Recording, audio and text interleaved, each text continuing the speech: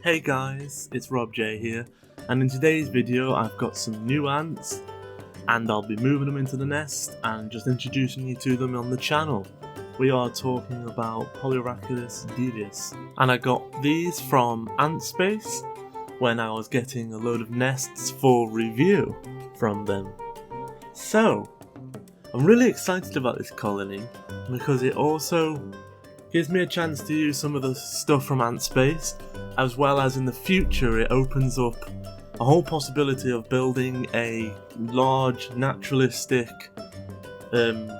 like outworld with a like a, I don't know if it's going to be a live or fake tree. I'm going with a live, something like a bonsai. I'm going to look into it, do some research, get it onto it. In the meantime, I've got this brand new large version of the Queen module from Antspace. The review for this module in particular, because this is brand new, will be coming in a few days at the weekend. But as these are live ants, I couldn't wait, so they're moving in. So what I'm doing now is just prepping everything, getting everything ready for them, and setting everything up as how I want it. And you're going to see everything. I'm not going to cut out if any ants escape or not, but I'm pretty sure nothing's going to happen. And I'm just going to show you the entire process, you know, no clipping out any mistakes. You're going to see it, it's here. So at the moment I'm just letting the water soak into the plaster. This is a plaster insert. If you want to know more about this nest, which is brilliant by the way, especially the system that you can go with, you can just catch the review at the weekend. If you're interested in a version for smaller species, there's already a review on the Queen module for small species. This is the new large species version. So as you see here, I'm just hooking up one of their multiple different products. This is like a special module that's been taken apart, and they've made a 3D printed attachment head that works with their modular system, and just like wired it up to the humidity and temperature gauges that you can get off eBay. It's really simple and really nice, but it means you can add these anywhere in your nest. So it's really handy, and this is how I want to run it, because I want to be able to keep these guys at the right thing. And as you see, you know, this is the first time there was no cuts. We just pulled it out and shoved it in. And as you can see, there wasn't too much of a panic, which is really rather nice. I must say, I'm already in love with these ants. Very interesting species. The more research I do on them, the happier I get. And as I say, I got these from Antspace, and they're not just a nest, well, they're a relatively new nest company, but they're not just that. They sell a load of ants suitable for their nests as well on their website. And yeah, I was really taken back by the little selection they've got. It's quite nice, and the prices aren't that bad, and the products themselves, like the nests, are quite something good. I mean, definitely easy. I must say, we are approaching the easiest nest to use and set up, expand, that I've ever come across. It's just so simple. It can't really be explained properly without actually having it and, you know, linking two modules together, because you think it's just so easy, and they just lock into place with hardly any force, but then they're locked. It's brilliant. So after a while, only about 5 minutes passed here. Obviously for the matter of the video, we don't want to go on for forever. So I did cut out 5-minute segments here and there, but essentially after one or two got brave enough to venture in, that was it. The floodgates had basically opened. They were just slowly moving in, exploring. I had, you know, pre-dampened the plaster, as you saw yourselves, and things were starting to go well. I think the receptiveness and curiosity helped, because they discovered it and found it was more suitable. I think things did definitely speed up when I used the red overlay.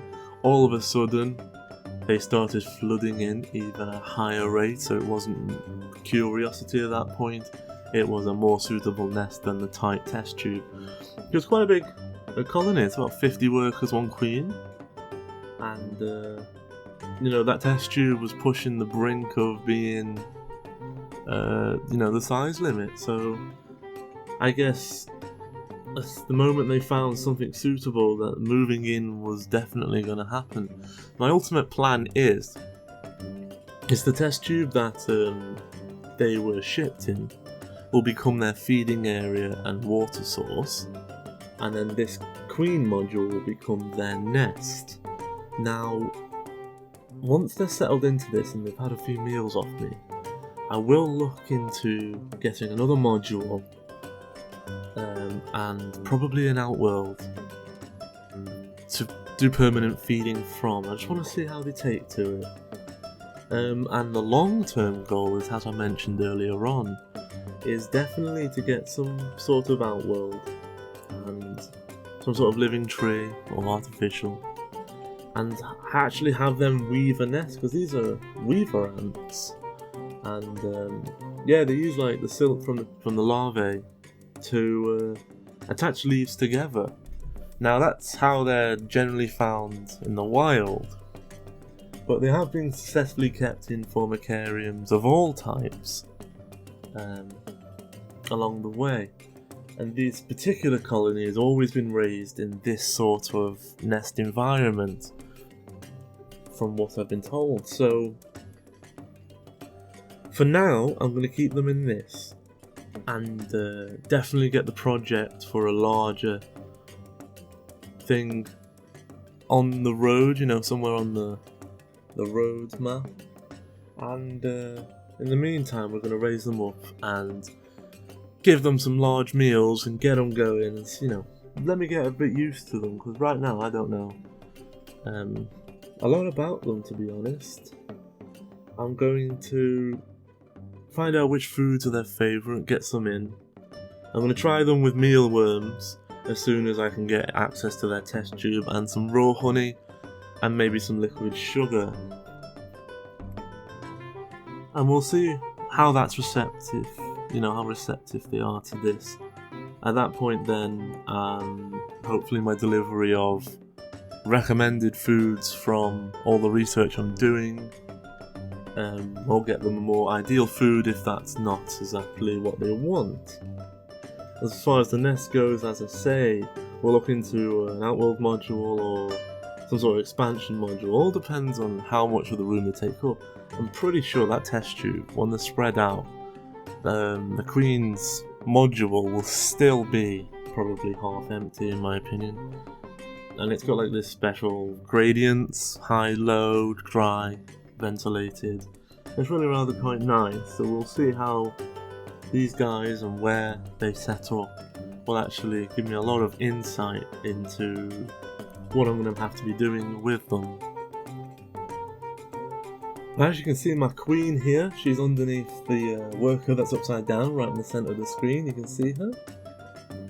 Right now you can just see her head, but if you've good eyes, you can spot her. Really rather nice. I must say, I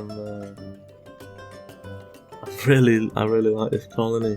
Really glad that I've got it.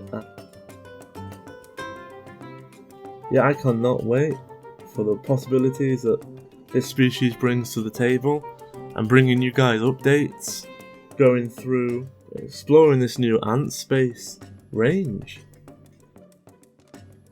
with some cool colonies. I'm not finished here. I'm gonna get some ants for the smaller version, so I'm probably gonna get like a meta species. I've already got one meta species, so I don't want to get the same. But I'm definitely on the approach of doing a full series with these in the large versions, and then like a meta species in the smaller versions. It's going to be great, and ultimately it will lead on to a naturalistic build. Anyway guys, I hope you've enjoyed this quick view, and I'll catch you next time.